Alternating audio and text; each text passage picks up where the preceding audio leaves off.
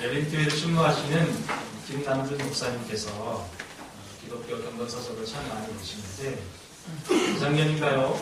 목사님께서 책을 하나 내셨는데 게으름 시리즈 이후에 실증이라는 책의 제목을 내셨습니다. 육체적 질병이 게으름이라면 영혼의 질병은 실증이다 라는 내용의 이야기입니다. 어느 부부의 문자 내용인데 좀 보글거리더라도 한번 들어보세요. 아내, 여보 뭐해? 남편, 나 일해.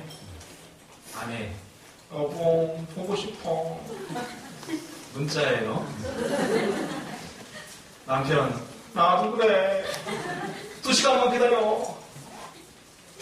아내, 여보 내가 정류장에서 기다릴게요. 정말 힘든 문자였습니다. 신혼 때는 보고 있어도 보고 싶은 게 신혼 때입니다. 아, 옛날이요. 그런데 세월이 흐르면서 그런 열렬함은 사라지고 권태기가 찾아오죠. 문자는 무슨 문자예요? 아내들이 제일 반기는 문자는 나 밥 먹고 들어간다. 그렇죠? 제일 좋아하는 문자입니다. 남편이 집에 들어가는지 나가는지 별로 관심이 없어요. 그 집에 남편의 들고 나옴을 가장 반기는 것은 강아지입니다. 그래서 남편들이 강아지를 좋아해요. 무슨 얘기인지 아시겠어요? 여러분 이게 서로의 관계 안에 실증이 났다는 뜻입니다. 그런데 이 실증이 결혼생활과 부부생활에만 찾아오는 게 아니라 신앙생활에도 찾아옵니다. 신앙생활에 실증이 딱 찾아오면요. 일단 성도의 의무, 거룩한 삶에 대한 의무가 싫어지기 시작합니다. 아, 이제 더 이상 하고 싶지 않다. 이렇게 되시죠. 기도는 영권만 간단히. 그렇죠? 예배는 의무방어. 성경 읽기는 아이 짜증나. 이게 보편적인 모습입니다. 지난주 말씀드린 것처럼 신앙 안에서 이 경외심, 경이로움이 사라지는 순간 무엇이 남냐면 이 실증이라는 것이 쓰레기로 남는 것이죠.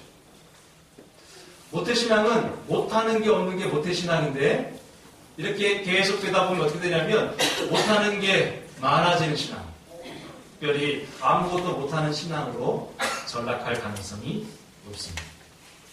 그래서 이런 분들이 세속적인 모임과 만남을 더 만들어 놓고 그 자극적인 모임 안에 더 들어가면서 점점점 하나님으로부터 멀어지는 것을 보게 됩니다. 그들을 살펴보면 하나님을 갈망하지도 않으면서 또 하나님을 미워하지도 않아요.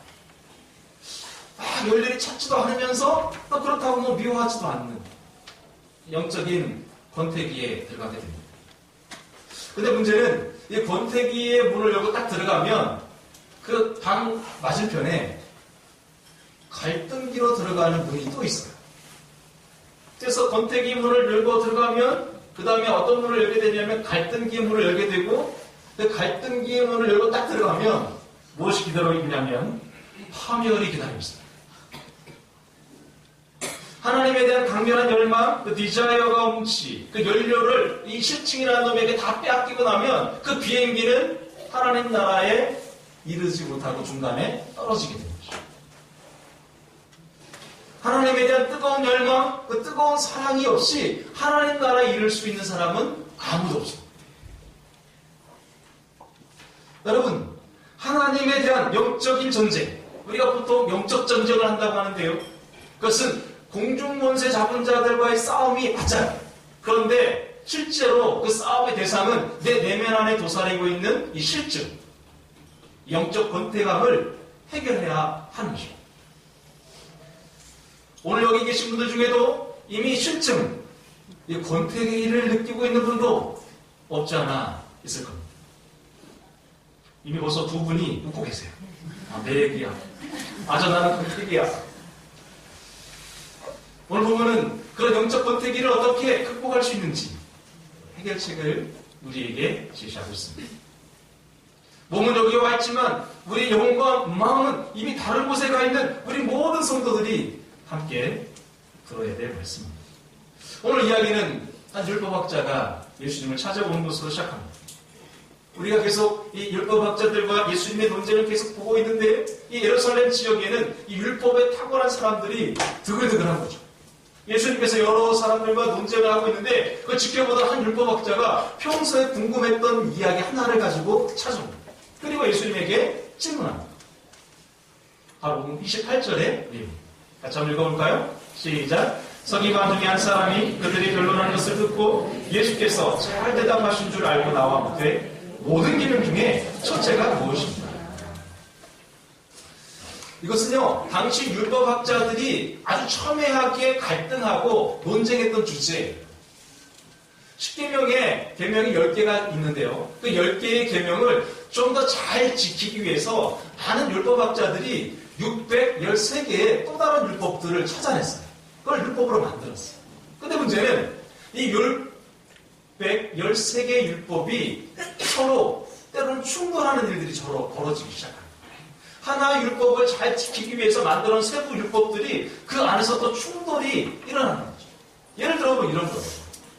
여러분 10계명의 4계명은 안식일을 기억하여 거룩히 지키라잖아요. 5계명은 내 부모를 공경하라잖아요. 근데 문제는 안식일이 됐는데 아버지가 갑자기 뇌출혈이 온 거예요. 그럼 어떻게 해야 돼요? 들추었고 병원으로 막 달려가야 돼요. 그게 부모 공경이잖아요. 근데 문제는 안식일을 기억하여 거룩히 지키기 위해서 세부 규정을 세웠는데 안식일에는 이동이 금지되어 있어요. 그러니까 뇌출혈로 쓰러진 아버지를 병원으로 모셔가는 것은 부모를 공경한 율법이고 안식일을 이동하지 않는 것은 안식일법을 지키는 건데 이 두 가지가 어떻게 되는 거예요? 충돌이 일어나는 거예요. 그러니까 이런 일이 비일비재하게 일어나는 거죠. 그러니까 율법학자들이 고민이 되는 거예요. 야 진짜 최상위 율법이 뭐냐? 이런 충돌이 일어날 때 어떤 걸 내리고 어떤 걸 지켜야 되느냐? 이런 논란이 있었던 거죠. 이 질문에 대해서 예수님께서 뭐라고 말씀하시냐면 바로 신명기 6장 4절 5절의 말씀, 쉐마의 말씀을 인용하시면서 이렇게 말씀하세요. 쉐마의 말씀의 내용은 이렇습니다. 신명기 6장 4절 5절에 보면 이스라엘에 들어라 우리 하나님 그 주님은 오직 한 분은 주님이시다. 내 마음을 다하고 목숨을 다하고 내 뜻을 다하고 내 힘을 다하여 주 너희 하나님을 사랑해라. 이 쉐마 율법은요 유대인들 사이에 다른 성경은 못 배워도 이 쉐마만큼은 꼭 암송해야 돼요. 그래서 테플린이라고 해서 그 집 문과 문설주와 이렇게 이마와 손목에 그 말씀을 이렇게 적어서 이렇게 쏙 집어넣어서 갖고 다녀요. 그리고 항상 적어놔서 외워야 돼요. 그만큼 율법의 사람들이 이 유대인에게 이 쉐마는 절대로 잊어서는 안 되는 내용이죠. 아마 그래서 오늘 예수님께서 이 쉐마의 내용을 언급하시면서 하나님 사랑하는 게 모든 율법의 첫 번째다. 이렇게 이해하시니까 율법학자도 안심이 됐을 거예요. 왜냐하면 이 질문하고 있는 율법학자도 그럴 것이라고 생각했거든요. 근데 문제는 그 이야기를 딱 꺼내신 다음에 두 번째는 이와 같으니 바로 레위기 19장 18절의 말씀을 인용하면서 내 이웃을 내 몸과 같이 사랑하라고 하신 거죠. 다시 말씀드리면 하나님을 사랑하는 율법과 이웃을 사랑하는 율법이 충돌되지 않으면서 이 두 가지가 모두 동등한 위치와 무게감을 갖고 있다고 말씀한 거죠. 그러므로 율법학자에게 이 예수님의 의견은 상당히 충격이었을 겁니다. 왜냐하면 하나님 사랑을 위에 두고 이웃 사랑을 아래 두는 것이 맞다고 생각했거든요. 그런데 예수님은 이것을 어떻게 해요? 동등하다라고 말씀합니다. 하나님을 사랑하는 것과 이웃을 사랑하는 것이 같은 무게를 가지고 있다는 것에 대한 예수님의 의견에 대해서 율법학자는 상당히 충격을 받았을 것입니다. 근데 사실은요, 내 이웃을 내 몸과 같이 사랑하는 말씀을 잘 뜯어보면 거기 안에 또 하나의 율법이 숨어있어요. 뭐냐면 자기를 사랑하는 것이 그 안에 전제되어 있습니다. 다시 말해서 이 두 가지 율법 겉으로 보면 하나님 사랑과 이웃 사랑처럼 보이지만 자세히 보면 그 안에 자기를 사랑하는 율법이 또 하나 들어있어요. 실제로 여러분 현대의 많은 심리학자들과 정신분석학자들 또 많은 상담가들이 연구를 통해 깨달은 것은 이웃을 사랑하고 타인을 사랑하는 것은 기본적으로 자기를 사랑하는 데서부터 시작된다고 이미 연구 결론에서 얻은 내용이에요. 그러니까 이웃 사랑이 안 되는 사람은 기본적으로 자기 사랑이 안 되는 것을 의미합니다. 여러분, 이웃에 대한 사랑은 자기 사랑에서 시작되고 자기 사랑은 하나님 사랑에서부터 오는 거예요. 그런 거로 이웃을 사랑하고 자기를 사랑하고 하나님을 사랑하는 것은 사랑이라는 근본적인 전제에서부터 시작됩니다. 그 사랑의 시작은 긍휼이 풍성하신 하나님의 사랑에서부터 흘러온다는 것을 우리가 알 수가 있습니다. 다시 말해서 오늘 이야기의 핵심은 하나님의 사랑을 받은 나 자신을 사랑하고 그리고 그 사랑은 하나님을 사랑하고 그 사랑으로 이웃을 사랑하는 것으로 연결된다 할 수 있습니다. 그럼 오늘 첫 번째로 사랑의 차원인데요. 바로 자기를 사랑하는 차원입니다. 31절 말씀을 함께 읽어보겠습니다. 시작. 둘째는 이것이니 내 이웃을 내 자신과 같이 사랑하라 하신 것이다. 이보다 더 큰 계명이 없느냐. 오늘 예수님은 이웃을 사랑하되 자기 자신과 같이 사랑하라고 하고 있습니다. 이건 자기 중심적 사랑이 아니라는 것을 여러분이 아실 수 있습니다. 여러분, 자기 사랑을 모르면 자기를 어떻게 합니까? 학대해요. 자기 사랑이 안 되는 사람은요, 자기를 학대하고 자기를 미워하고 그리고 자기 몸을 혹사시켜요. 여러분, 그것을 무엇이라고 말하냐면 자기 존중감, 자존감이라고 하죠. 또는 자아상이라고 하죠. 그 자존감이 낮은 사람일수록 타인을 사랑하기가 되게 어려워요. 여러분, 이런 사람들은 유연성이 결여되고 친밀한 대인관계를 유지하기가 아주 어렵습니다. 자기가 사랑이 안 되는 사람은요, 즉흥적으로 반사적으로 타인의 결정을 찾아내는데 아주 발달해져 있습니다. 완벽주의와 강박증에 빠질 위험성이 아주 높습니다. 그리고 자기 사랑이 안 되는 사람일수록 허세와 뻥이 심합니다. 그리고 자기 변명과 자기 합리화가 아주 심한 사람일수록 자기 사랑이 안 되는 사람입니다. 그럼 여러분, 이 자기 사랑이 언제 형성되냐면 43살 때 형성됩니다. 43살까지 이 자기 사랑, 이 자존감, 충분히 사랑받은 사람 안에 이 자존감이 형성되어진 거죠. 그러니까 어릴 적에 부모로부터 사랑을 많이 받은 사람이요, 나중에 자라서도 타인을 잘 사랑할 수가 있어요. 그러면 나는 뭐냐? 이미 베린 몸은 어떻게 되느냐? 나는 어릴 적 부모로부터 충분한 사랑을 받지 못했는데 어쩌란 말이냐? 방법이 있어요. 제가 하나 제안을 해드리겠습니다. 여러분, 자기 사랑이 충족되지 않은 사람, 자기 사랑이 자기 안에서 확인되지 않는 사람들은요, 이렇게 하시면 돼요. 매일매일 자기의 의식을 성찰하는 것으로 가능합니다. 많은 중세 수도자들은 그것을 의식성찰 혹은 양심성찰이라고 했습니다. 홀로 있는 시간, 그 고요함과 침묵 안에서 자기에게 자기의 내면을 들여다보는 시간을 주는 거죠. 다시 말해서 이 분유하고 분주한 시대 안에 자기 자신에게만 홀로 있는 시간을 선물로 주는 것입니다. 하나님이 나를 얼마나 사랑하시는지에 대하여 매일매일 집중하고 성찰하는 시간을 가지라는 것입니다. 실제로 예수님은 광야에서 홀로 있는 시간, 홀로 있는 그 고독한 시간 안에서 하나님의 사랑을 체득했어요. 수많은 사역과 사역 속의 그 분노함 속에서도 새벽이든 저녁 늦게 홀로 하나님과 독대하는 시간을 항상 가지셨어요. 그리고 여러분이 알다시피 그 십자가의 예수님은 침묵하셨어요. 그리고 홀로 그 십자가를 걸으셨죠. 그래서 여러분, 복음서를 쭉 읽어보면 가장 결정적이고도 분명한 시간에 예수님은 홀로 계셨어요. 침묵하셨어요. 다시 말해서 여러분에게 이렇게 제안합니다. 오늘 밤에 돌아가셔서 잠자리에 들기 전에 안방문을 걸어 잠그시고 방석을 하나 딱 펴놓으시고 그리고 거기에 편안하게 걸어다녔습니다. 그리고 허리를 반듯하게 세웁니다. 그리고 눈을 감으시고 심호흡을 길게 한 두세 번 길게 내쉽니다. 그 날숨과 들숨 안에서 우리의 영혼과 마음을 하나님께로 개방하는 것입니다. 그리고 하나님께 집중하십시오. 그리고 여러분 첫 번째 질문을 떠올리세요. 오늘 하루 안에 나에게 어떠한 감사함이 있었는지 감사를 성찰하는 것입니다. 사랑하는 사람과 먹었던 그 식사 시간, 또 봄바람에 따뜻한 햇빛, 과분한 일자리, 자녀들의 일상들을 쭉 점검해 보세요. 그리고 거기 안에서 하루 안에 감사를 찾아보세요.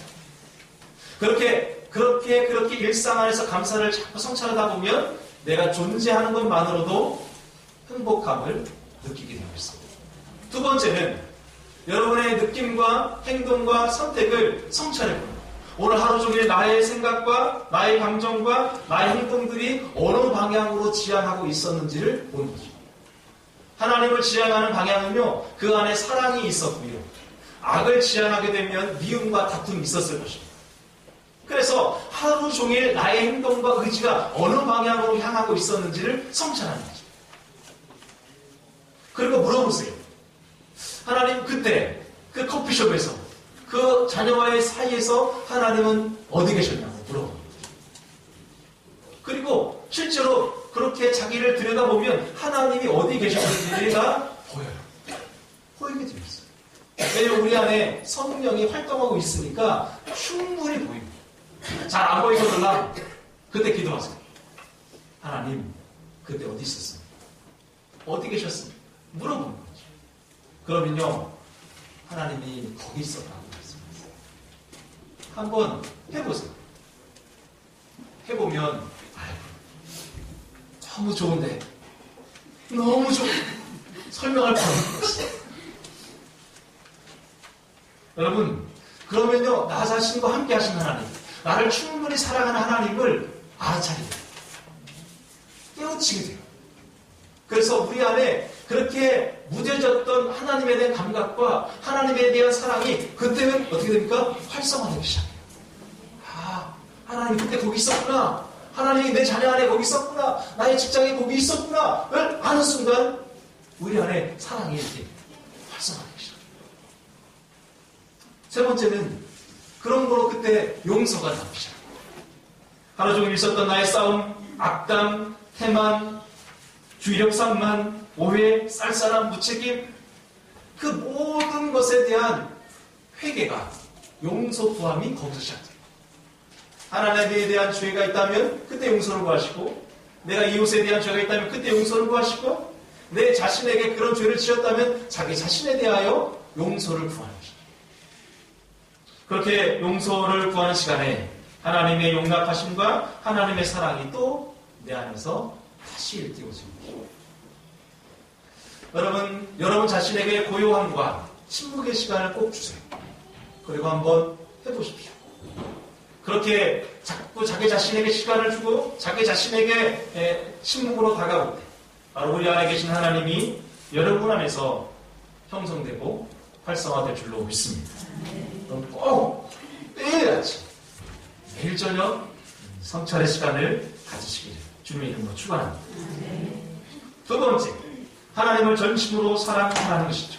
29절부터 30절 달라집니다. 읽어보겠습니다. 시작. 예수께서 대답하시되 첫째는 이것이니 이스라엘 아들아 주 곧 우리 하나님은 유일하신 주시다. 내 마음을 다하고 뜻을 다하고 힘을 다하여 주 너희 하나님을 사랑하라 하신 것이고. 여러분 마음에다 동그라미 하세요. 마음은 뇌식이 아니라 진정성을 말하는 거예요. 진정성. 목숨은 무엇일까요? 육체적 생명이 아니라 정말 생명 걸고 그런 뜻이죠. 뜻이라는 띠아노이아는 지적인 능력이 아니라 충분한 이해와 통찰력. 이 뜻은 통찰력을 말해요. 하나님에 대한 통찰력을 말하죠.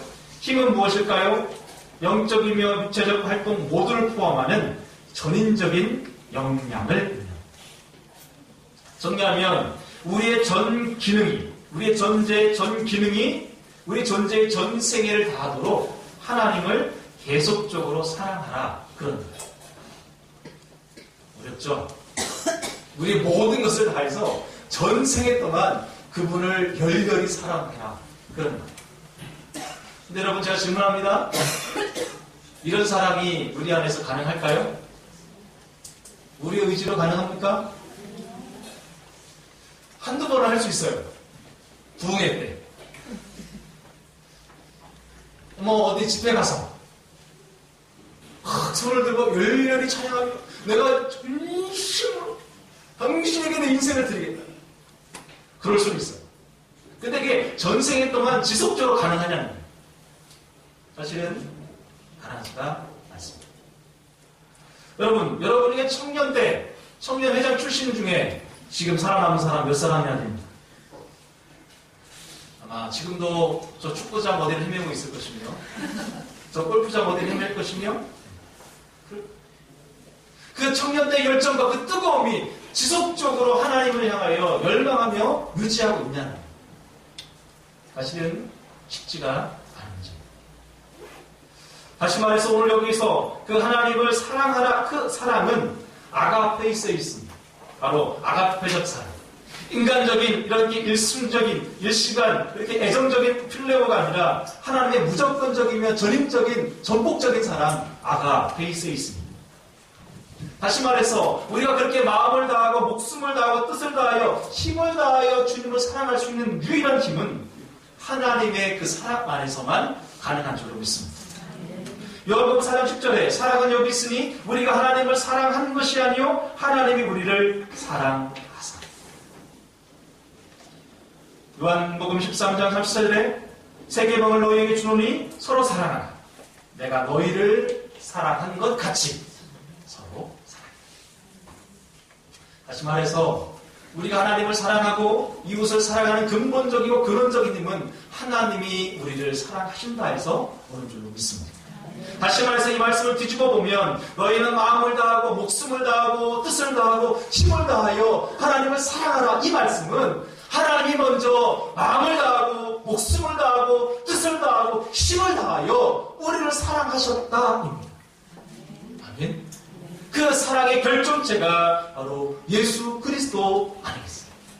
하나님은 당신의 마음과 당신의 목숨과 당신의 뜻과 당신의 힘을 다하여 사랑하심으로 그리스도 예수를 우리에게 주신 거죠.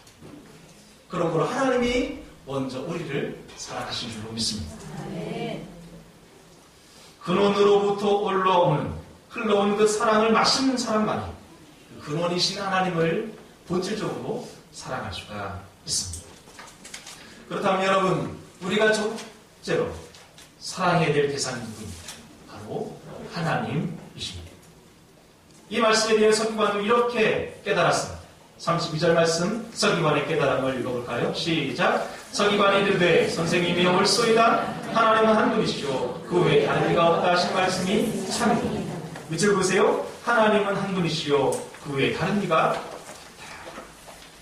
중세 수도의사인 이냐시오는 이런 고백을 합니다. 나의 모든 의향과 행동과 노력이 하나님의 영광을 찬미하게 하소서. 즉 당신의 모든 열망, 자기의 모든 열망이 하나님이기를 기도하고 있습니다. 하나님 외에 다른 것은 필요하지 않다는 이 분명한 갈망이 이 수도자 안에 있습니다. 하나님만 갈망한다.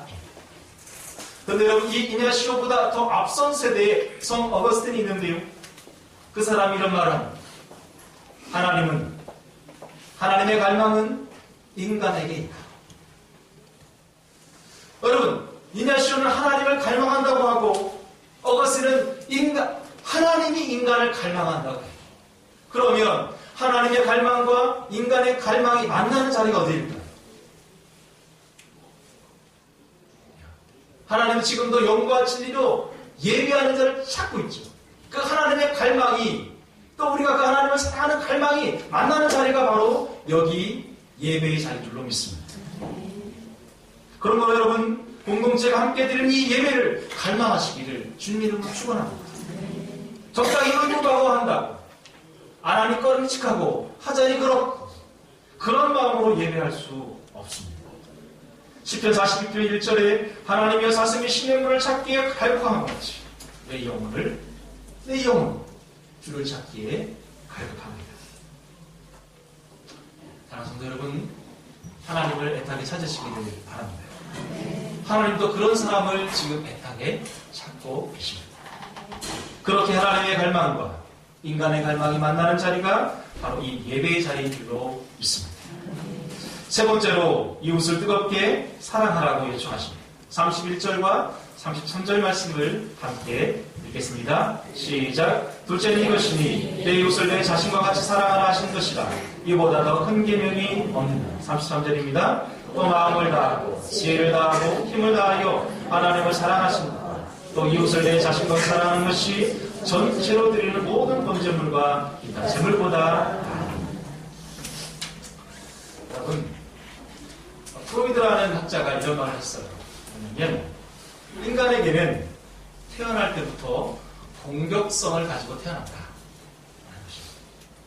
인간에게는 두려움과 공격성을 가지고 인간 고유한의 특성을 가지고 태어난다는 거예요. 그래서인지 우리들은 이웃을 상대로 자기 공격적 본능을 충분히 분출하고 있습니다. 최근에 차를 운전하고 가는데 끼어들게 했다고 해서 내려서 말이죠.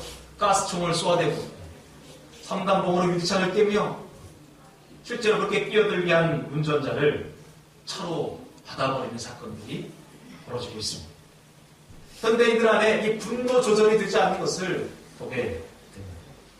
이웃의 노동력을 착취하고 이웃의 동의를 얻지 않고 이웃을 성적으로 이용하며 이웃의 재물을 강탈하고 이웃에게 고통을 주고 있습니다. 그 모든 분노의 그리고 모든 공격사의 결정체가 세월호 사건이라고 생각되었습니다. 최근에 한 입학식에서 김난도 교수가 연설을 한 것이 화제입니다. 바로 서울대 입학식 장면인데요. 그 중에 일부를 제가 발췌했습니다. 최근 미생이라는 드라마에 흉내만 낸다는 뜻의 사업놀이라는 신조어가 있습니다. 그런데 가만히 보면 정치인들은 자기 당의 이익을 위해 정파놀이를 합니다. 정부 관료들은 규제놀이를 하며 기업들은 갑질놀이를 하고 고용주들은 착취놀이를 하며 많은 지식인과 교수들은 논문놀이를 하고 있습니다. 제 얘기가 아니라 김남도 교수의 연설문이었습니다. 여러분, 이런 시대적 상황, 이런 환경적 상황 안에서 정말 우리가 진심으로 이웃을 사랑할 수 있을까요? 정말 이 경쟁과 이 정글과 같은 이 시대 안에서 정말 내가 저 사람을 정말 뜨겁게 사랑할 수 있을까요? 어쩌면 교회 안에서도 우리는 사랑놀이를 하고 있는지도 모르겠습니다. 주일마다 사랑합니다, 축복합니다 하지만 사실 우리 내면 안에는 그렇지가 않을 수도 있습니다. 일종의 사랑놀이를 하고 있는 거죠. 실제로는 안 그런데 생색만 내고 있는 것인지도 모르겠습니다. 정말 우리 모두가 진짜 사랑을 해야 될 때가 아닌가 싶습니다. 근데 여러분, 우리에게 공격 본능만 있는 게 아니라 사랑에 대한 본능도 있거든요. 이게 있어요. 에릭 프롬은 사랑은 관심을 기울이는 것이며 존경하며 이해하며 책임을 주며 주는 것이다 라고 했습니다. 사랑한다는 건 누군가의 관심을 가지며 그에게 내 것을 주는 것이라고 할 수가 있습니다. 여러분, 이웃을 어떻게 사랑할까요? 한 가지 제안을 합니다. 그것은 바로 나눔을 통해서 가능한 줄로 믿습니다. 자신의 귀한 시간을 나누고 귀한 몸을 나누고 귀한 에너지를 나누어 보자고요. 우리가 모든 사람을 사랑할 수는 없어요. 그런데 한 사람은 사랑할 수가 있습니다. 지난주 수요일 날 두 분의 손님이 교회를 찾아왔습니다. 도래울 1단지에 사회복지관이 생긴다는 것입니다. 두 분의 사회복지사가 찾아왔어요. 어떻게 이 작은 교회를 찾아오셨냐고. 잘 모르겠다 하여튼 교회를 찾아봤대요. 근데 와서 이게 주보를 보더니 이 교회가 작은 교회가 아니네요. 그러시더라고요. 그러시면서 한 가지를 부탁했습니다. 첫 번째는, 한 가지는 뭐냐면, 그 지역에 제가 노인들에게 반찬 사역을 시작하고자 하는데, 봉사자를 좀 보내달라는 것입니다. 20가정에 제가 노인들을 위해 하루에 한 번씩 반찬을 만들어서 배달하는 일을 하고자 하는데, 사람이 없다는 거죠. 그래서 교회에서 자원봉사자를 보내달라는 뜻이었습니다. 일주일에 하루 오전 8시부터 오후 1시까지 이렇게 음식을 조리해서 배달하는 일을 부탁을 했습니다. 주로 지역은 도레울 1단지와 2단지를 대상으로 하고 있습니다. 그래서 제가 올 초에 우리가 교회 사업 계획을 하면서 단차 나눔 사역에 대한 꿈을 꾸었고 기도했는데, 그래서 물었어요. 식자재는 우리가 사야 되느냐? 아니래요. 다 대준대요. 가스 기구 이런 거 필요한데 어떻게 하나? 와서 만들면 된대요. 다 쓰시면 된대요. 속으로 야, 꼭 먹고 알 먹고네. 근데 제가 확답은 드리지 않고 일단 교회 앞에 광고하고 자원봉사자들이 있으면 참여해보겠다고 약속을 했습니다. 어쩌면 하나님께서 우리 교회에게 주시는 첫 번째 나눔의 사역인지도 모르겠습니다. 앞으로 더 체계적이고 지속적으로 나눔 사역을 해가겠죠. 그런데 이것이 첫 번째 우리의 발걸음이 될 수도 있겠다 싶습니다. 근데 여러분, 교회 밖의 나눔도 중요하지만 교회 안에서의 나눔이 훨씬 더 중요합니다. 구제는 믿음의 공동체와 믿음의 형제들과 자매들에게 먼저 수요되어야 합니다. 경제적으로 육체적으로 연약한 지체들이 있다면 여러분 우리 교회 헌금 봉투에 보시면 지목 헌금 란이 있어요. 거기에 지목 헌금에다 체크하시고 그 옆에 칸에다가 이 헌금은 누구누구에게 전달해 주십시오 라고 적어주시면 재정부에서 그것을 그 사람에게 전달하는 제도가 교회에 있어요. 설명을 안 드려서 그렇지 실제로 그것들이 지금 조금씩이라도 운용되고 있습니다. 그 지목 헌금은 교회 재정으로 들어오지 않고 바로 지체에게 전달되는 헌금입니다. 여러분, 공동체 안에 경제적으로, 육체적으로 힘들어한 지체들이 있다면 기도하시고 적은 금액이라도 헌금해 주시면 그들에게 전달하도록 그렇게 하겠습니다. 무엇보다 이런 순모임에 참여하시고 서로의 나눔을 통해서 이 공동체 안에 사랑의 길과 흐르도록 헌신해 주시기를 주님의 이름으로 요청합니다. 그렇게 33절의 말씀처럼 전체로 드리는 번제와 기타 제물보다 서로에 대한 나눔이, 서로에 대한 섬김이 그것 자체로 예배가 될 수 있다는 것이 오늘 우리의 깊은 깨달음입니다. 사랑하는 성도 여러분,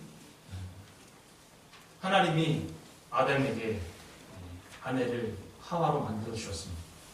그러자 아담이 하와에게 하나님께 이렇게 말합니다.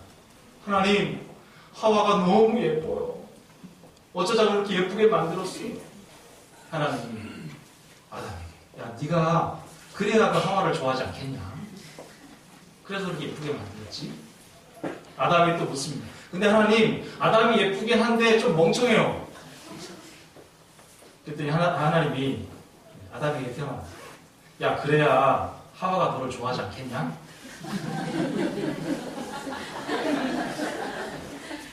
못 알아들었어요?